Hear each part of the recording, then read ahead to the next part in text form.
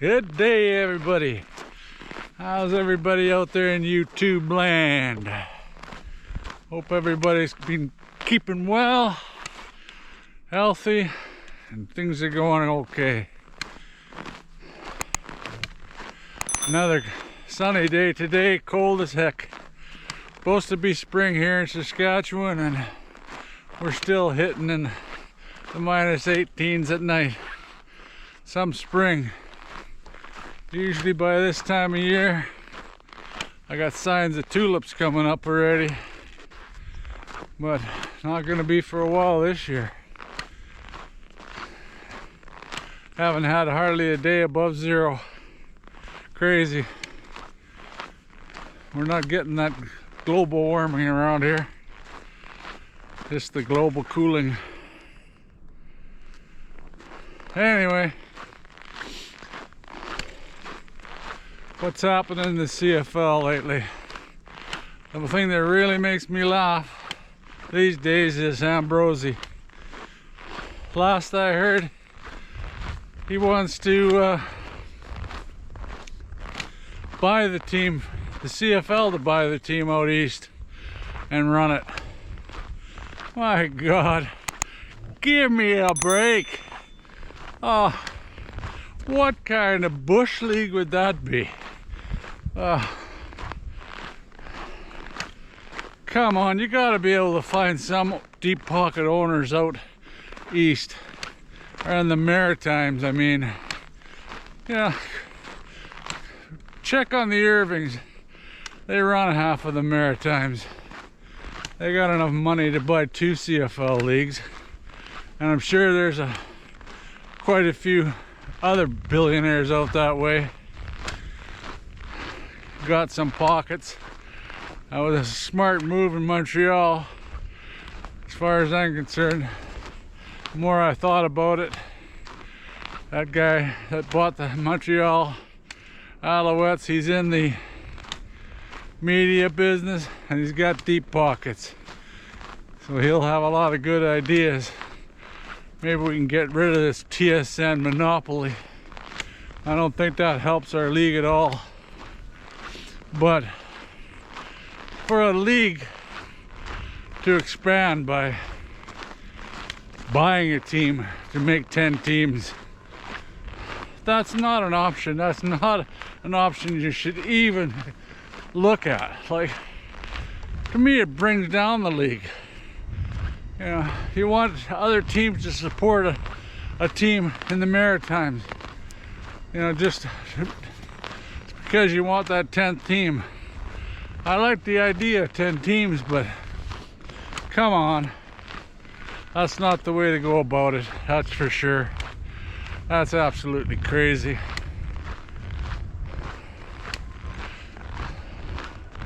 I don't think you're gonna get if that's gonna help him. Nah, it won't. You gotta find an owner that's willing to put in a few years before he can make it successful. Not gonna be a success right off the bat, but it's a start. Get your foot in the door.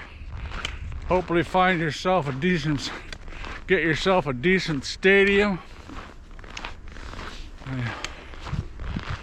But not, that's just crazy to me. The only way you're going to start improving the attendance is having a lot more incentives to go to the games, like for families, like the Elks did.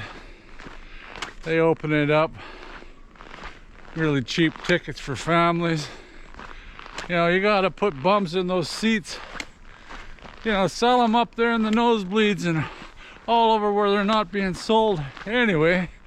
You might as well have somebody pushing that seat down and sitting down like a family.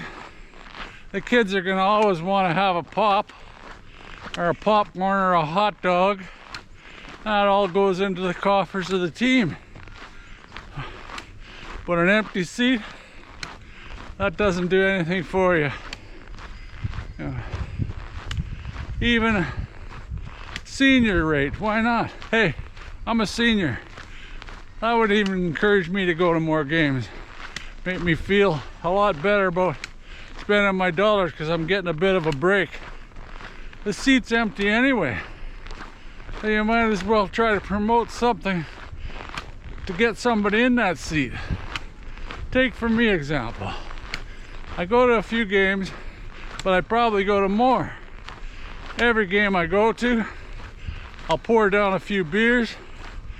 You know, I got my designated driver, so pour down a few pints, enjoy the game.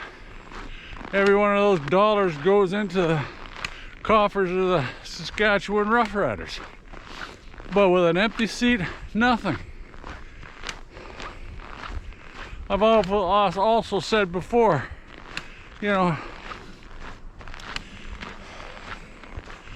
you've got to start promoting the university sports.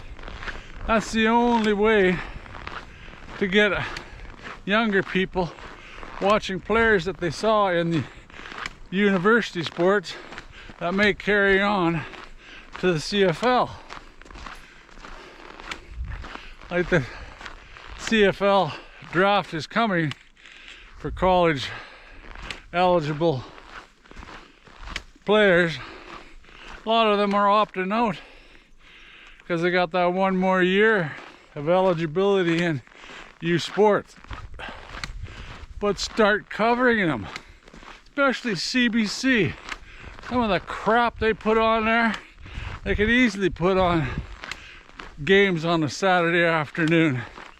There's tons of airtime. Rotate between the east and west, get some coverage. You know, there's nothing. You're hard pressed to even get the bowl games. But we gotta find a way to promote. Like the Riders, they hired Van Stone there to be their writer. He's more like a historian. You're not gonna get any interest from a 19 or 18-year-old guy or 17. He's playing hilltop football. You think he's gonna click on Van Stone's article about a player that played 25 years ago or 20 years ago? I don't know. It's not gonna increase your new viewers. Even me, sure, it's nice to know about what these guys are doing, but you can only live in the past so long, especially like during the season. You would always compare it to 2019 or way back when. Well, everything changes. It's not 2019, it's not 2010, it's 2023.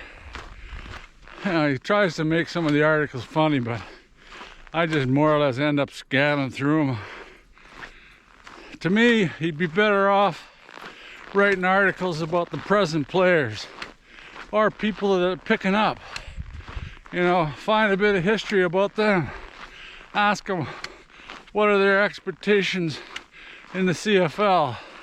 How are they staying in shape? You know, stuff like that. Stuff that young people might want to know what they have to do and what players have to do to get into the CFL. Or you could write about shake and bake. How could you be down in the United States trying out for teams and now he has to have surgery? What, did you have to have surgery before you went, or what's the story on that? Like, that's crazy. If the NFL had one sniff of knowing that he needed surgery, they would have told him to stay home in the first place. I guarantee it. They don't need anybody that's already injured before they even start the season. I don't know what happened there. Who knows the story, but sure shitty situation. Yeah, I don't know. What do you all think out there? what do you think the CFL needs to do to get bums in the seats? Also, what are your thoughts on the CFL owning the Maritimes team? Let me know down below. It'd be interesting what everybody thinks. I think it's crazy myself. Absolutely crazy. It's actually a laughing stock if you're some other league and you're saying we're gonna buy a team and make it 10 teams. Crazy. Anyway, comment down below. I really enjoy the comments. Hopefully a lot more stuff starts happening. We're still roughly 60 days, and hopefully the weather starts smartening up. I've had enough of this white stuff. Winter's starting to drag on for me. Can't wait to start seeing a bit of green stuff and seeing the green and white back on the gridiron. Anyway, till next time, stay safe. Go Riders, go.